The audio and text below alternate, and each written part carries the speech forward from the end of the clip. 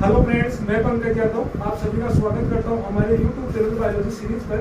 आज जो हम टॉपिक डिस्कस करने जा रहे हैं वो है मेल रिप्रोडक्टिव सिस्टम। हम जब भी रिप्रोडक्टिव सिस्टम की स्टडी करेंगे, चाहे वो मेल रिप्रोडक्टिव सिस्टम हो या फीमेल रिप्रोडक्टिव सिस्टम हो, इसको 2 पार्ट्स में डिवाइड कर लेंगे। यहाँ पर किसकी स्टडी कर रहे हैं? मेल रिप्रोडक्टिव सिस्टम को। तो इसको 2 पार्ट्स में डिवाइड कर लेते हैं। एक हो जाएगा प्राइमरी सेक्स ऑर्गन्स, ठीक है, और दूसरा पार्ट क्या हो जाएगा? Secondary sex organs. हमने मेल रिप्रोडक्टिव सिस्टम को 2 पार्ट्स में डिवाइड कर लिया, प्राइमरी सेक्स ऑर्गन्स में और सेकेंडरी सेक्स ऑर्गन्स में। जो मेल होगा उसमें प्राइमरी सेक्स ऑर्गन क्या होगा? टेस्टिस होगा। क्या होगा बच्चों? टेस्टिस होगा। और टेस्टिस को हम क्या बोल सकते हैं? वर्षण भी बोलते हैं, ठीक है। और जो ये टेस्टिस होता है, यानी जो प्राइमरी सेक्स ऑर्गन होते हैं, इनका काम क्या होता है? तो इनका मुख्यतः 2 काम होते हैं। एक तो क्या करते हैं, ये टेस्टिस गैमेट्स का फॉर्मेशन करते हैं। क्या करते हैं? गैमेट्स का फॉर्मेशन करते हैं बच्चों। प्राइमरी सेक्स ऑर्गन क्या करेंगे? गैमेट्स का फॉर्मेशन करेंगे। आपको पता है जो मेल होगा उसके गैमेट्स को हम क्या बोलते हैं? स्पर्म बोलते हैं। तो ये क्या करेगा? स्पर्म का फॉर्मेशन करेगा। और दूसरा काम क्या करेगा? ये हार्मोन्स का सीक्रेशन करेगा। क्या करेगा? हार्मोन्स का सीक्रेशन करेगा।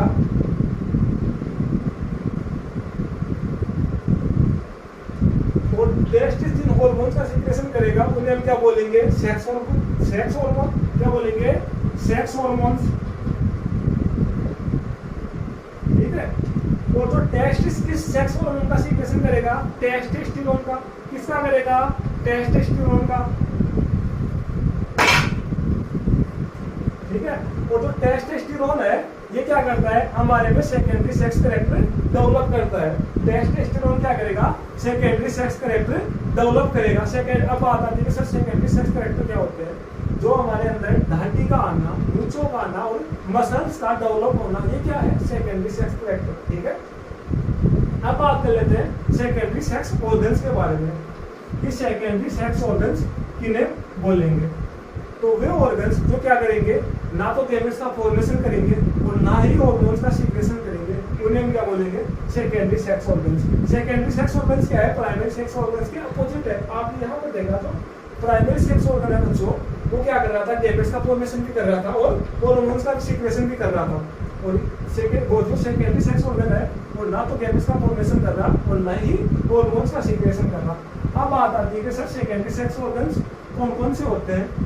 तो सेकेंडरी सेक्स ऑर्गन्स क्या होते हैं? ग्लैंड्स होती है, ठीक है बच्चों। और क्या होती है?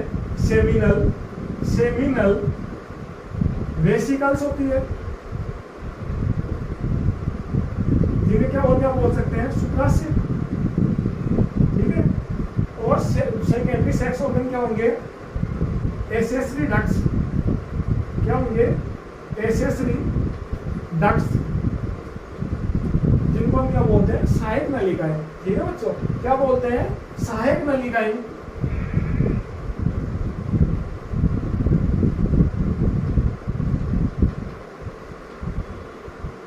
और अब बात आती है कि जो सेकेंडरी सेक्स ऑर्गन है इनका काम क्या होता है? तो बच्चों जो सेकेंडरी सेक्स ऑर्गन्स है वो 2 काम करते हैं। क्या करते हैं? परिवहन का करते हैं। जो सेकेंडरी सेक्स ऑर्गन है वो क्या करेगा? परिवहन का, यानी ट्रांसपोर्टेशन का काम करेगा।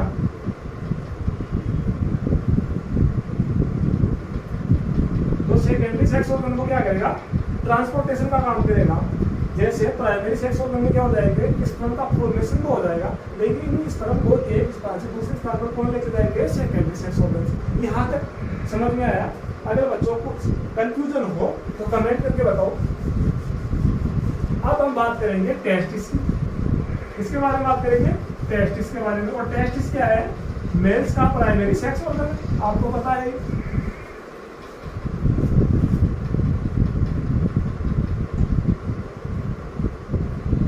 अब बात आती है कि सर जो टेस्टिस होता है वो किस शेप का होता है? तो टेस्टिस होगा वो किस शेप का होगा बच्चों? ये होगा ओवल शेप का। टेस्टिस किस शेप का होगा? ओवल शेप, यानी अंडाकार होगा, ठीक है। अब बात आती है कि सर जो टेस्टिस होता है इसकी साइज क्या होती है? तो साइज क्या होगी बच्चों? टेस्टिस की ये टेस्टिस 4 to 5 सेंटीमीटर तो लंबा होगा। टेस्टिस कितना लंबा होगा? 4 to 5 सेंटीमीटर लंबा होगा। और 3 to 4 सेंटीमीटर क्या होगा? ये चौड़ा होगा। ठीक है बच्चों, यहाँ तक याद रह जाएगा। अब बात आती है कि जो टेस्टिस होता है ये हमारी बॉडी में कहाँ पर स्थित होता है, इसकी लोकेशन क्या होती है। तो बच्चों जो टेस्टिस होता है वो उदर गुहा से बाहर कहाँ पर होगा? वृषण कोश में होगा। कहाँ पर होगा? एब्डोमिनल कैविटी से बाहर कहाँ पर होगा? स्क्रोटम में होगा। जो ये पाउच लाइक स्ट्रक्चर देख रहे हो आप, ये क्या है? स्क्रोटम है। क्या है बच्चों? स्क्रोटम है, यानी वृषण कोश है। ठीक है, और इस वृषण कोश में क्या होगा? टेस्टिस उपस्थित होगा। ये क्या है? टेस्टिस है। यही तो बताया मैंने आपको।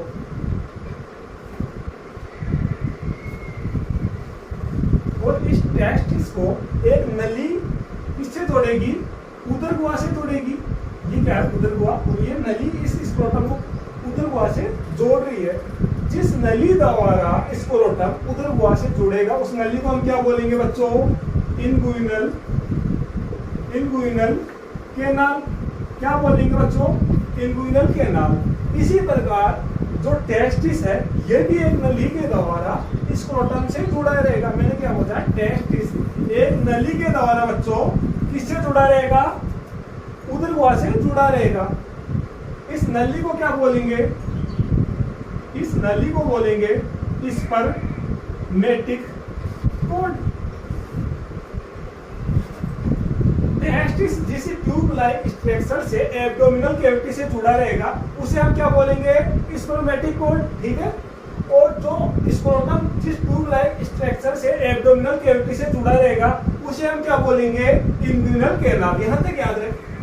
अब बात आती है जो टेस्टिस होता है, इस टेस्टिस की उत्पत्ति तो कहाँ पर होती है? उदर गुहा में। उत्पत्ति कहाँ पर होगी टेस्टिस की? उदर गुहा में होगी। ठीक है बच्चों, और जब गर्भावस्था के 7वें महीने में यह टेस्टिस इस उदर गुहा से कहाँ पर आ जाएगा? स्क्रोटम में आ जाएगा। मैंने क्या बताया? जो टेस्टिस है उसकी उत्पत्ति कहाँ पर होगी? एब्डोमिनल कैविटी में होगी। ठीक है, और जो गर्भावस्था के 7वें महीने में उदर गुहा से कहाँ पर आ जाएगा? स्क्रोटम में आ जाएगा। ठीक है, यहाँ तक समझ में आया। अब बात आती है कि सर ऐसी कौन सी आप बता रही थी कि इसको उदर गुहा से स्क्रोटम में आना पड़ा। तो आपको ये तो पता है टेस्टिस में क्या होता है? स्पर्म का फॉर्मेशन होता है। और जो ये टेस्टिस है इसको स्पर्म के फॉर्मेशन के लिए बॉडी टेम्परेचर से, अब जो हमारा बॉडी टेम्परेचर है उससे 2 से 2.5 सेंटीग्रेड कम तापमान की क्या होती है? आवश्यकता होती है। क्या बताया? टेस्टिस को स्पर्म के फॉर्मेशन के लिए बॉडी टेम्परेचर से हमारे से 2 से 2.5 सेंटीग्रेड कम टेम्परेचर की आवश्यकता होती है। और ये कम टेम्परेचर से कहाँ पर मिलता है? स्क्रोटम में मिलता है। इसलिए कहाँ पर आ जाता है? स्क्रोटम में आ जाता है। लेकिन कभी कभी क्या होता है बच्चों, जो ये टेस्टिस है वो क्या करता है कि एब्डोमिनल कैविटी से स्क्रोटम में नहीं आता। मतलब ये टेस्टिस एब्डोमिनल कैविटी में यानी उदर गुहा में रह जाता है। और इस कंडीशन को हम क्या बोलते हैं?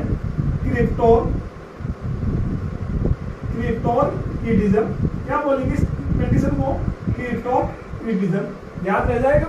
टेस्टिस क्या करेगा कि जो उदर गुहा है उससे स्क्रोटम में नहीं आ पाएगा। इस कंडीशन को क्या बोलेंगे? क्रिप्टोरिडिज्म। याद रह जाएगा। जिन व्यक्तियों में क्या होता है टेस्टिस उदर गुहा से स्क्रोटम में नहीं आता वो क्या होते हैं? स्टेराइल होते हैं। कैसे होंगे? स्टेराइल होंगे बच्चों। क्या बताया मैंने? यदि टेस्टिस एब्डोमिनल कैविटी से स्क्रोटम में नहीं आएगा तो वो व्यक्ति कैसे होंगे? स्टेराइल होंगे, मतलब धंधे होंगे, नपुंसक होंगे। ठीक है बच्चों, यहाँ तक समझ में आया। और जो ये इनगुइनल कैनाल है, कुछ केस में क्या होता है, जो इनगुइनल कैनाल है इसका टिश्यू डैमेज हो जाते हैं। टिश्यू डैमेज होने से क्या होगा? जो हमारी इंटेस्टाइन है यानी आंतर है वो क्या करेगी? स्क्रोटम में आ जाएगी। क्या बताया बच्चों कि कुछ केस में क्या होता है, जो इनगुइनल कैनाल है इसके टिश्यू डैमेज हो जाते हैं। और टिश्यू डैमेज होने से क्या होता है, जो हमारी इंटेस्टाइन होती है बच्चों वो कहाँ पर आ जाएगी? स्क्रोटम में आ जाएगी। और इस कंडीशन को हम क्या बोलेंगे? Inguinal hernia. क्या बोलेंगे इस कंडीशन को? Inguinal hernia. Inguinal hernia. Inguinal hernia क्या होता है? इंगुइनल कैनाल के टिश्यू डैमेज होने से इंटेस्टाइन स्क्रोटम में जाती है, इस कंडीशन को हम क्या बोलते हैं? Inguinal hernia. यहां तक कंप्लीट, ठीक है बच्चों।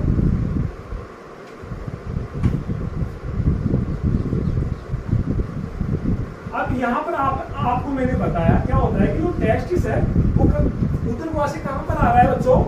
स्क्रोटम में आ रहा है। लेकिन सभी मेमल्स में ऐसा नहीं होता, कुछ मेमल्स ऐसे होते हैं जिनमें क्या होता है? टेस्टिस हमेशा क्या होता है? उदरवा में ही रहता है। जैसे हाथी होता है, हाथी का टेस्टिस हमेशा उदरवा में रहता है। जैसे एक वेल होती है, वेल में भी क्या होता है? जो टेस्टिस होता है वो हमेशा उदरवा में रहता है। और बात करें वेल मछली की, तो वेल मछली में क्या होता है? जो टेस्टिस होगा वो हमेशा किसमें रहेगा? उदरवा में रहेगा। यहाँ तक क्लियर? अब हम बात करेंगे जो टेस्टिस है इसकी स्ट्रक्चर के बारे में। इसके बारे में बात करेंगे, टेस्टिस की स्ट्रक्चर के बारे में। अभी बताया था बच्चों मैंने, जो टेस्टिस होता है वो किस शेप का होता है? अंडाकार शेप का। ये क्या है बच्चों? टेस्टिस है। क्या है ये? टेस्टिस है।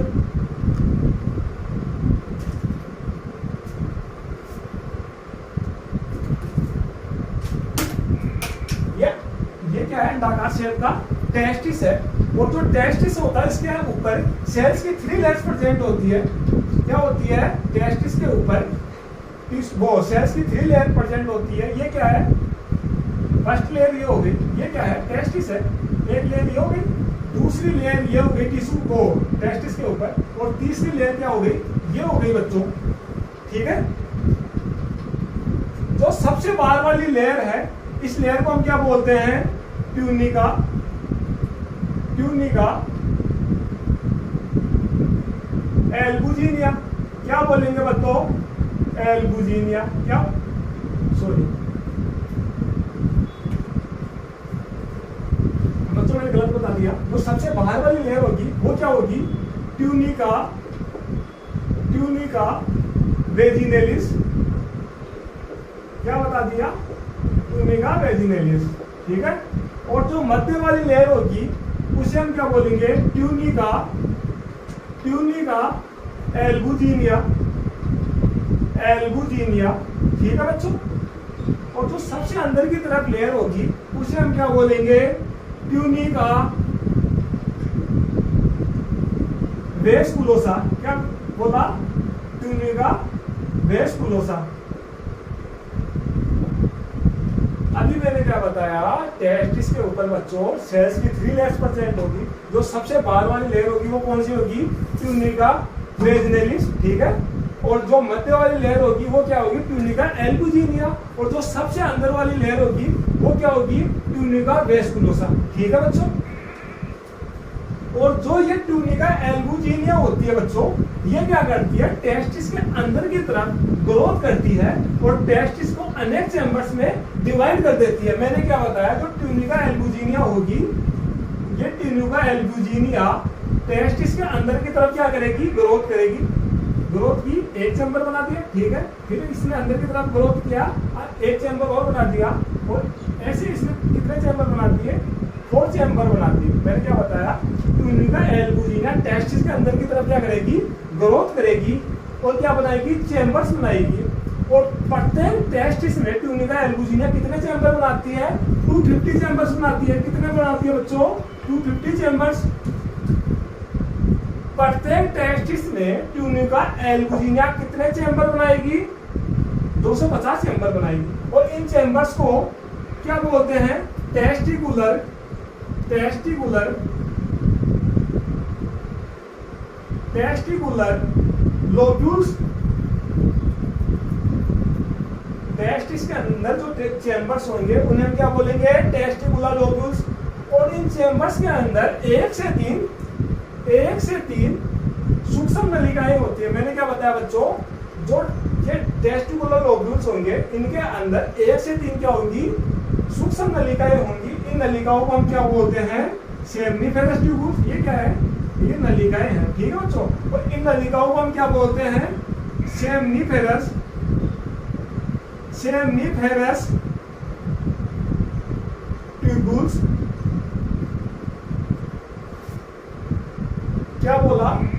जो इन टेस्टिकुलर लोब्यूल्स के अंदर जो नलिकाएं होंगी उन्हें क्या बोलेंगे, सेमनीफेरस ट्यूब्यूल्स, और इनको क्या बोल सकते हैं, शुक्ल जनन नलिकाएं। ठीक है। और अभी मैंने क्या बताया था, टेस्टिस के अंदर क्या होता है, स्पर्म का फॉर्मेशन होता है, और टेस्टिस के अंदर स्पर्म का फॉर्मेशन कहां पर होगा, इन्हीं सेमनीफेरस ट्यूब्यूल्स में होगा। अगर आपसे कोई पूछे कि जो टेस्टिस होता है उसमें स्पर्म का फॉर्मेशन कहां पर होता है, तो आप क्या बताओगे, सेमनीफेरस ट्यूब्यूल्स में होता है। ठीक है। अब मैं आपको समझाने के लिए यहाँ पर कोई एक सेमनीफेरस ट्यूब्यूल्स बना रहा हूँ। ठीक है। तो ये क्या है, सेमनीफेरस ट्यूब्यूल्स है।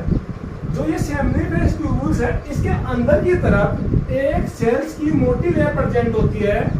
बच्चों क्या बताया, जो सेमनीफेरस ट्यूब्यूल्स होगी उसके अंदर सेल्स की एक लेयर प्रेजेंट होगी, और इस लेयर को हम क्या बोलते हैं, जर्मिनल एपिथेलियम।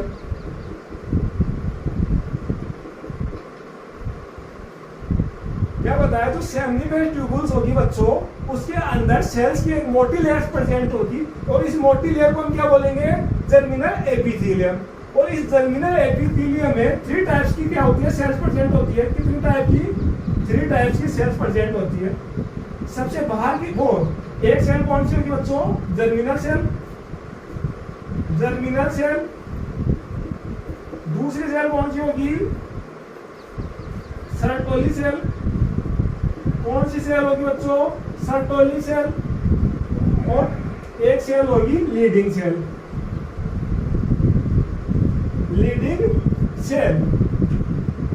क्या बताया बच्चों मैंने, जर्मिनल एपिथेलियम के अंदर 3 टाइप्स की सेल प्रेजेंट होगी। कौन कौन सी होगी, जर्मिनल सेल होगी, सर्टोली सेल होगी, और लीडिंग सेल्स होगी।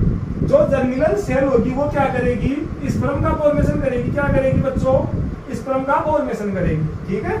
और जो ये सर्टोली सेल है वो क्या करेगी, इन स्पर्म को क्या करेगी, न्यूट्रिशन देगी। क्या देगी बच्चों, ये सर्टोली सेल इन स्पर्म को न्यूट्रिशन देगी, यानी पोषण देगी। और जो ये लीडिंग सेल है, ये लीडिंग सेल टेस्टोस्टेरोन हार्मोन का सीक्रेशन करेगी। और ये टेस्टोस्टेरोन हार्मोन क्या करता है, अभी बताया था बच्चों, क्या करता है, सेकेंडरी सेक्स कैरेक्टर डेवलप करता है। ठीक है, याद रह जाएगा। अब हम बात करेंगे टेस्टिस की स्ट्रक्चर के बारे में। किसके बारे में बात करेंगे, टेस्टिस की स्ट्रक्चर के बारे में। और बच्चों अब मैं मेल रिप्रोडक्टिव सिस्टम का एक डायग्राम बनाने जा रहा हूं। अगर ये डायग्राम आप समझ लेते हो तो जो ये मेल रिप्रोडक्टिव सिस्टम है ये आपकी मेमोरी में परमानेंट सेव हो जाएगा। इस डायग्राम को समझने की कोशिश करना। अभी बताया था कि जो ट्यूनिका एल्बुजिनिया है वो क्या करती है, टेस्टिस में चेंबर्स बनाती है, बताया था अभी।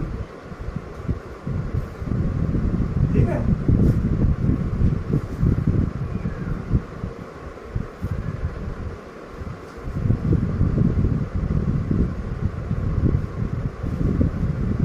जो ट्यूनिका एल्बुजिनिया है वो क्या करती है, टेस्टिस के अंदर चेंबर्स बनाती है। ये एक चेंबर, ये क्या हो गया दूसरा चेंबर, और ये क्या हो गया तीसरा चेंबर। ऐसे हमने यहाँ पर 4 चेंबर बना लिए समझाने के लिए, है ना। फिर मैंने बताया था इन चेंबर्स को हमने क्या नाम दिया था बच्चों, इन चेंबर्स को हमने नाम दिया था टेस्टिकुलर, क्या नाम दिया था, टेस्टिकुलर लोब्यूल्स। इन चेंबर्स को हमने क्या नाम दिया था, टेस्टिकुलर लोब्यूल्स। ठीक है बच्चों।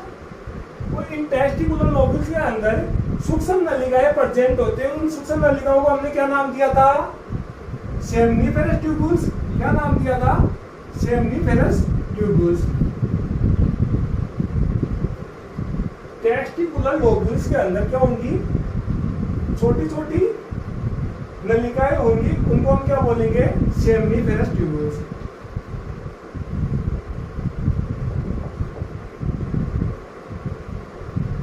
ठीक है बच्चों।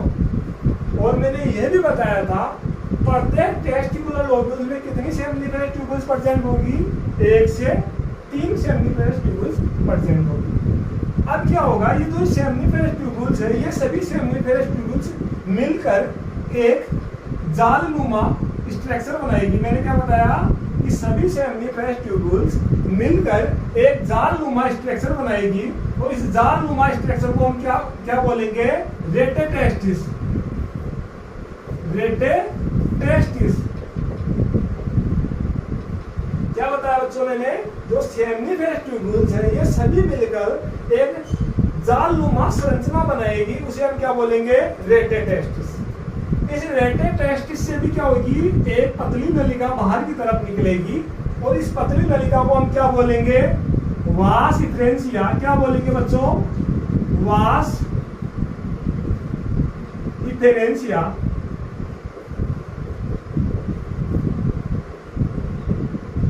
वास इफरेंशिया बोलेंगे इस नली को। और जो ये वास इफरेंशिया है आगे एक कुंडलित नलिका में खुलेगी। क्या बताया, ये वास इफरेंशिया आगे एक कुंडलित नलिका में खुलेगी और इस कुंडलित नलिका को हम क्या बोलेंगे, एपिडिडाइमिस। एपिडिडाइमिस। क्या बताया बच्चों मैंने, जो वास इफरेंशिया है एक कुंडलित नलिका में खुलेगी, उस कुंडलित नलिका को क्या बोलते हैं, एपिडिडाइमिस।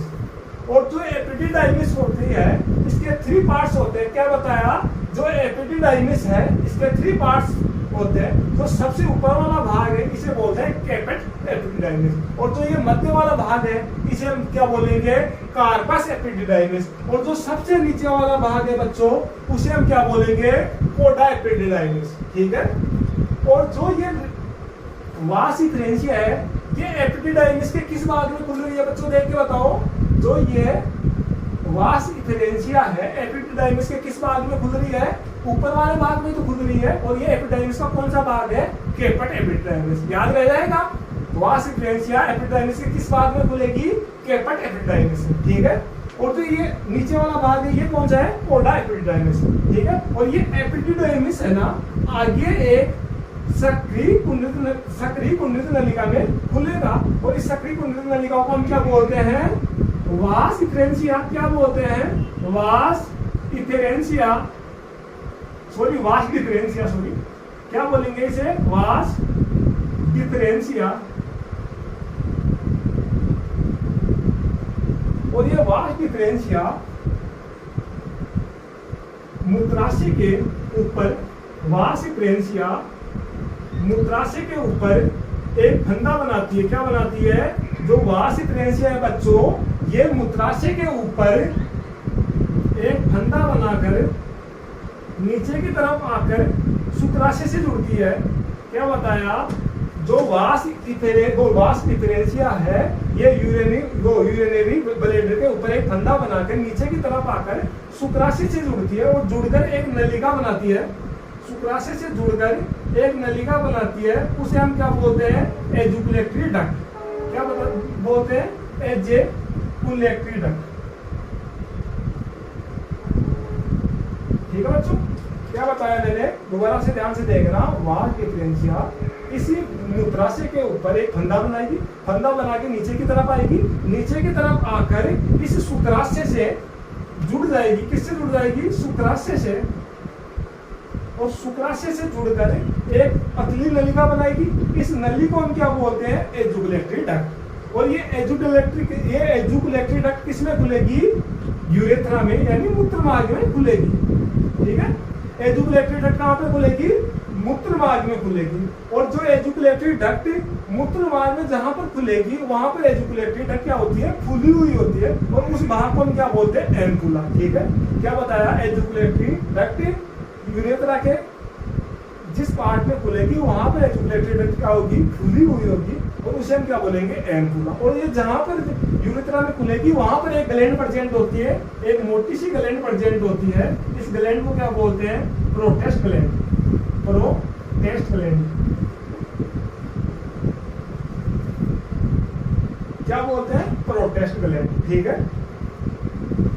और जो ये मूत्र मार्ग है ये पेनिस में, कहां पर, पेनिस में एक छिद्र द्वारा बाहर खुलेगा।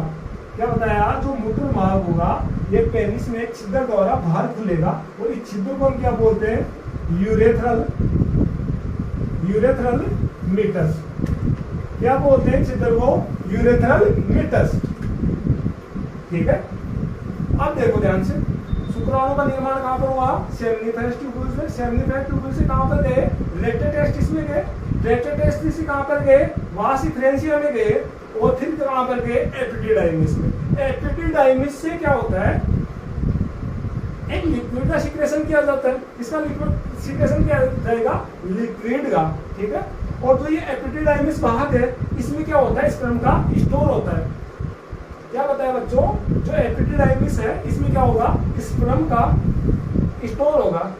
उस समय के लिए स्पर्म यानी शुक्राणुओं को कहां पर स्टोर किया जाता है, एपिडिडाइमिस में। एपिडिडाइमिस से ये स्पर्म कहां पर जाएंगे, वास डिफरेंशिया में।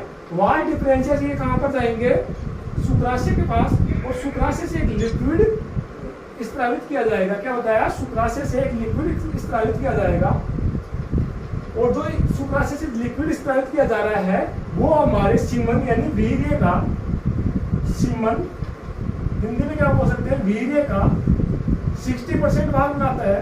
क्या बताया, जो शुक्राशय से लिक्विड सीक्रेट किया जाएगा वो सीमन का कितना परसेंट भाग बनाएगा बच्चों, 60% भाग बनाएगा। और क्या करता है, जो ये लिक्विड है ना शुक्राशय से स्त्रावित किया जा रहा है उसमें फ्रुक्टोज प्रेजेंट होता है। क्या प्रेजेंट होता है बच्चों, फ्रुक्टोज प्रेजेंट होता है। और फ्रुक्टोज क्या है, एक शुगर है, और फ्रुक्टोज करता क्या है, इन स्पर्म को न्यूट्रिशन देता है। क्या बताया बच्चों, जो शुक्राशय से लिक्विड सीक्रेट किया जाएगा वो इन स्पर्म को क्या देगा, न्यूट्रिशन देगा। अगर ये न्यूट्रिशन नहीं देगा तो ये क्या होंगे, शुक्राणु क्या होंगे, तड़प तड़प के यहीं पे मर जाएंगे बच्चों। और क्या करेगा, ये लिक्विड स्त्रावित करता है तो क्या करेगा ये बच्चों, ये तैरने में भी क्या करेगा, हेल्प करेगा। किसकी हेल्प करेगा, स्पर्म की तैरने में भी हेल्प करेगा। आपको पता है तैरने के लिए क्या चाहिए, एक लिक्विड माध्यम चाहिए। ऐसे तो ना कोई हवा में तैर रहा हो, ऐसा नहीं होता। तो वो क्या होता है, ये शुक्राशय से जो लिक्विड स्त्रावित किया जाएगा वो इन स्पर्म को क्या करेगा, तैरने में हेल्प करेगा। अब ये स्पर्म कहां पर आ गए, एजुकुलेटरी डक्ट से आ गए। यहाँ पर क्या है, प्रोस्टेट ग्लैंड है, और ये प्रोस्टेट ग्लैंड भी क्या करेगी, लिक्विड का सीक्रेशन करेगी। और ये लिक्विड है ना वीर्य यानी सीमन का कितना परसेंट भाग बनाएगा, 25 से 30% भाग बनाएगा। क्या बताया बच्चों मैंने, जो प्रोस्टेट ग्लैंड से लिक्विड स्त्रावित किया जाएगा वो सीमन का कितना परसेंट भाग बनाएगा, 25 से 30% भाग बनाएगा। ठीक है। अब आपने यहाँ पर देखा कि 60% भाग कौन बना रहा, शुक्राशय बना रहा था, और 30% भाग कौन बना रहा है, प्रोस्टेट ग्लैंड बना रही है। कितना परसेंट भाग बनेगा, 90% भाग बन गया। अब 10% भाग सीमन का कौन बनाता है, स्पर्म बनाता है। स्पर्म कितना परसेंट बनाएगा, स्पर्म कितना परसेंट बनाएगा, 10%। ठीक है। अब ये जो सीमन है ये कहां पर आ गया, यूरेथ्रा में आ गया, यानी मूत्र मार्ग में आ गया। अब जो ये मूत्र मार्ग है बच्चों, यानी यूरेथ्रा है, ये मूत्र का और सीमन का क्या है, कॉमन मार्ग है। क्या बताया, जो ये मूत्र मार्ग है, मूत्र का और सीमन का कॉमन मार्ग का मतलब एक ही रास्ते से क्या है, सीमन आएगा, और एक ही रास्ते से क्या आएगा, मूत्र आएगा। ठीक है। और ये मूत्र मार्ग पेनिस से एक छिद्र द्वारा बाहर खुलता है। इस छिद्र को हम क्या बोलते हैं, यूरेथ्रल मिटस बोलते हैं। ठीक है बच्चों, यूरेथ्रल मिटस बोलते हैं। यहां तक क्लियर। अगर आपसे पूछे कि जो स्पर्म होता है उस स्पर्म का मार्ग क्या होता है, कि स्पर्म बनने के बाद में किस मार्ग से आता है, तो यहाँ पर देखो स्पर्म कहां पर बन रहा है, सेमिनिफेरस ट्यूबुल से बन रहा है। सेमिनिफेरस ट्यूबुल से कहां पर जाएगा, रेटे टेस्टिस में जाएगा। रेटे टेस्टिस से यहाँ पे कोई नली निकल रही है, कौन सी नली है, वास सिफरेंशिया, तो कहां पर जाएगा, वास सिफरेंशिया। वास सिफरेंशिया से स्पर्म कहां पर जाएगा बच्चों, एपिडिडाइमिस में जाएगा। एपिडिडाइमिस से ये कहां पर जाएगा, वास डिफरेंशिया में जाएगा।